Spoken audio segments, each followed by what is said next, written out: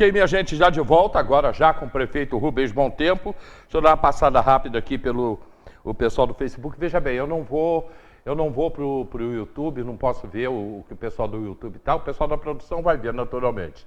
E nem o WhatsApp, senão não me dá tempo de conversar com o prefeito. Então hoje, me deixem fora aí.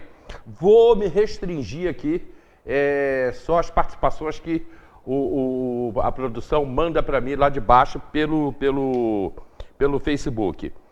Silvio Martins já botou aqui para mim, Vinícius comemorou o incentivo fiscal que reduziu a alíquota do ICMS de 18% para 2%. Depois entrou com ação para reverter o prejuízo. É preciso acionar o Tribunal de Contas do Estado. Gente, esse é um dos principais assuntos. Prefeito Rubens Bom Tempo, muito obrigado por estar em Teresópolis, por estar nos visitando e bom dia. Bem, bom dia não só a você, Hélio, mas também ao Vanderlei, todos que trabalham aqui diretamente produzindo notícia, né, não só de Teresópolis, como também de toda a região. E é muito importante a gente poder ampliar, né, as nossas visões, né, e o ponto de vista que Petrópolis vem defendendo em relação a essa questão da arrecadação de Petrópolis e a arrecadação de todos os municípios, né, falar um pouco do Pacto Federativo, né, da autonomia que os municípios lutam para que eles possam, de alguma forma, fazer face às despesas, que são muitas as atribuições de nós, entes municipais. Mas eu queria um pouquinho antes te conhecer, e que a cidade te conheça também, né? Como é que é a sua história? Mais rápido, assim, um pouquinho rápido sobre a sua história. 4 vezes prefeito em Petrópolis. Sim. Bem, eu Foi sou deputado também, né? Sim. Eu sou médico, né? Me formei na Universidade da Unifase, em Petrópolis, depois fiz residência médica no IASERJ, né, que é o Instituto dos Servidores do Estado do Rio de Janeiro, fiz pós-graduação em terapia intensiva, trabalhei no CTI, né, do Hospital Santa Teresa há muitos anos, da Congregação Santa Catarina em Petrópolis, sempre militei na política, meu pai foi político, meu pai foi médico também, né, sou de famílias de político, e com isso ingressei no PDT já nos anos 80 e fui vereador pelo PDT em 97 e 2000, depois candidato a prefeito, me elegi em 2001 até 2004, fui reeleito, mais um mandato até 2008. Depois retornei no período de 13 a 16 e retornei agora, no período agora de 22 até agora, porque eu só assumi a prefeitura no final de 2021. Quer dizer, você pegou aquela grande fase que o Estado, o que o Brasil também de crescimento, né? E Petrópolis também uma fase de crescimento muito grande em Petrópolis. E Petrópolis é muito grande, né? Petrópolis atinge quase que a Baixada Fluminense, né? Tem as suas características, né? E Petrópolis é uma cidade que está entre as 100 maiores cidades do Brasil, né, em termos populacionais, né, talvez em região serrana esteja entre as 10 maiores cidades do país, e tem as suas características, tem seus pontos fortes, tem seus pontos fracos, como vocês também aqui em Teresópolis. Sim, sim. Isso faz parte, né, da própria geologia, das próprias características das nossas cidades, que são muito parecidas, inclusive, né? A minha história é uma história, né, no campo do centro para a esquerda, né, sempre fui do PDT, e depois que eu saí do PDT fui para o PSB e estou lá há mais de 20 anos. Né? É verdade, sempre ficou ali, né? Sim. Quer dizer, não chega a ser de esquerda, mas centro-esquerda. De centro-esquerda, eu sou um homem muito mais alinhado, né, às ideias progressistas, né? Aquilo que a gente acha que é importante para que a gente possa combater a desigualdade no nosso país. Né? Eu tenho convicção que esse é o maior problema do nosso país. Né? Foi um país que privilegiou poucos em detrimento de muitos. E cabe à política, né, poder promover, né, esse debate e avançar em políticas públicas que possam, de alguma forma, diminuir esse abismo que existe, né, não só no Brasil, mas também nas nossas cidades. Né, não só aqui em Teresópolis, como também em Petrópolis. Existe uma elite e existe também uma periferia. A gente tem que perceber que a gente tem que governar para aqueles que mais precisam. Então, se a gente quer realmente combater a desigualdade, a gente tem que sobretudo, produzir políticas públicas na área de saúde, de educação, de geração de oportunidades, principalmente para aqueles que mais precisam. Bom, a gente vai falar naturalmente de Petrópolis, de Teresópolis, claro, né? A gente vai falar sobre tudo isso. Mas eu queria te perguntar um pouquinho sobre a política nacional. Né? Como você está vendo esse momento, né? A gente está vivendo um momento muito tumultuado na política. Isso é claro, é evidente. Tá? Os poderes se confundem, legislativo, executivo, judiciário, os poderes se confundem. Como é que você vê esse momento político no Brasil? Lula, nesse momento? Não, eu acho que o Lula vem fazendo, digamos assim, uma grande acertação desse processo todo que a gente está vivendo nesses últimos 20 anos. Né? Como você muito bem colocou, Hélio, o Lula está presente na vida pública há 40 anos, né, como um ente importante que construiu o PT e, sobretudo, nos últimos 20 anos como presidente do país, o principal presidente que o Brasil teve nesses últimos 20 anos. E ele volta agora, né, e acho que tem sido, sobretudo, coerente. Eu acho que ele vem, de alguma forma, tentando implementar aquilo que ele colocou na campanha política. Né? E eu acredito que, nesses 8 meses de governo Lula, a gente percebe que houve alguns avanços já importantes, né? E, sobretudo, a retomada de algumas políticas públicas que estavam, de alguma forma, adormecidas, e a priorização, sobretudo, na área da educação, da saúde, do combate à fome, né?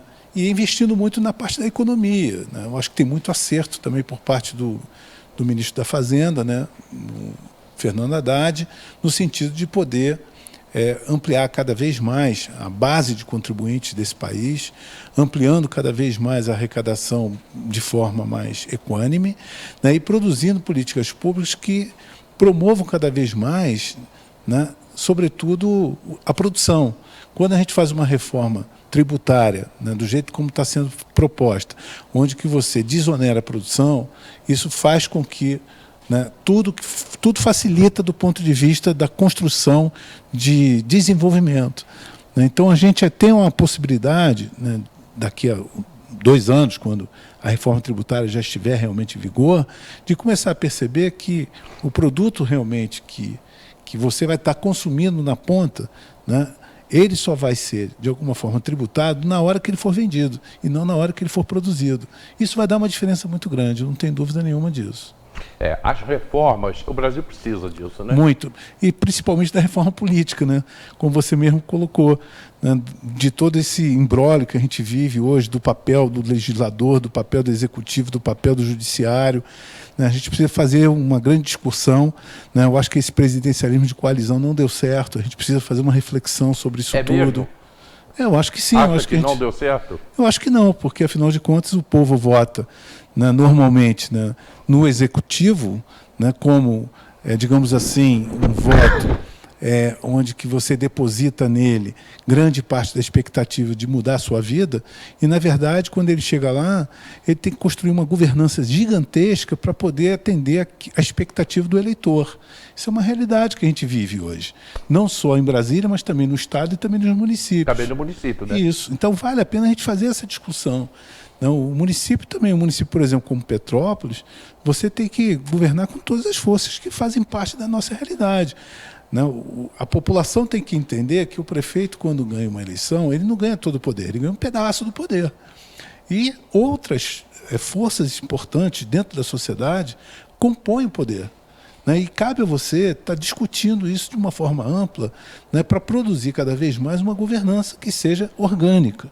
Então, isso é um processo, não é tão simples assim. E a população, ela precisa, sobretudo, não só não só votar e cobrar, ela tem que votar e tem que participar. A democracia ela não pode ser simplesmente representativa, ela tem que ser participativa também.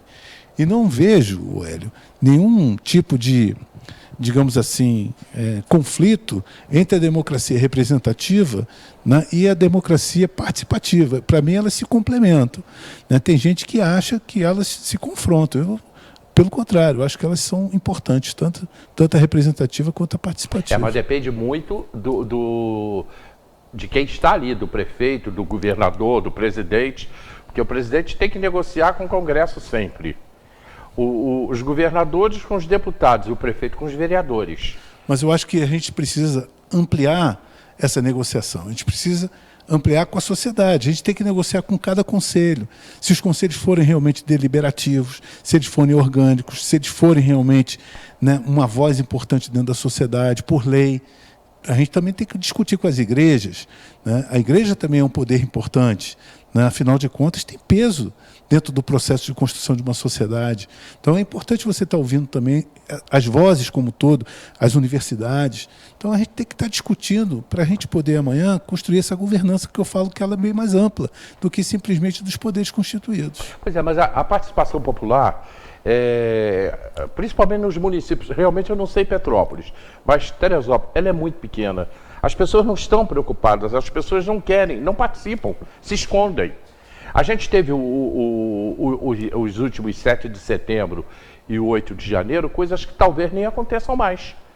Porque o 7 de setembro foi em cima de um movimento, os últimos 7 de setembro, em cima de um movimento feito pelo Bolsonaro. Então, foi um chamamento do Bolsonaro. Ele agora não vai mais fazer, não está lá mais para chamar. O 8 de janeiro foi uma aberração. Aquilo ali foi uma aberração. Não sei de quem foi a culpa, de onde partiu, mas aquilo ali é uma coisa que também não acontece mais. Fora disso, a participação popular ela é muito pequena no país, e nos municípios mais ainda. Mas o que eu me refiro, Hélio, é a participação popular na construção do dia a dia, do cotidiano de uma cidade. Mesmo assim. Né? Ela é pequena porque os próprios conselhos, de alguma forma, foram esvaziados. Não só pela própria política, mas também pelos próprios poderes. Né? Acabaram sendo até aparelhados, a gente sabe disso. E hoje a gente percebe que a sociedade, de uma forma geral, ela se organiza através de pautas identitárias, de grupos que podem ser, de alguma forma, constituídos por pessoas que se identificam. Né? É uma nova realidade, é uma nova sociedade que surge, cada vez mais individualizada. A gente sabe disso. Então, a gente percebe que a gente precisa perceber a amplitude disso tudo, para onde que a sociedade está crescendo e evoluindo. Né? Não adianta a gente ficar se agarrando a modelos que já estão ultrapassados. Né? Então, é importante a gente perceber que tem novos paradigmas que surgem e que a gente precisa ter essa percepção. Então, é importante a gente dar voz a essas digamos, bolhas que existem dentro da sociedade. Elas precisam ser vistas, elas precisam ser identificadas e, de alguma forma, garantir também seus direitos. Não só em relação à questão identitária, de uma forma geral, mas em relação ao próprio processo democrático. Né? Veja bem, eu acho que a gente tem que garantir a democracia. Não adianta a gente querer ir para a rua querer pedir ditadura. Isso não dá. Intervenção militar, né? Isso daí é contra qualquer tipo de princípio constitucional. Não cabe em lugar nenhum mais. Não cabe. Né? Então não adianta a gente chegar e querer dizer que isso daí é expressão de liberdade. Isso daí, para mim, não representa, né, a expressão de cada um poder fazer aquilo que quer.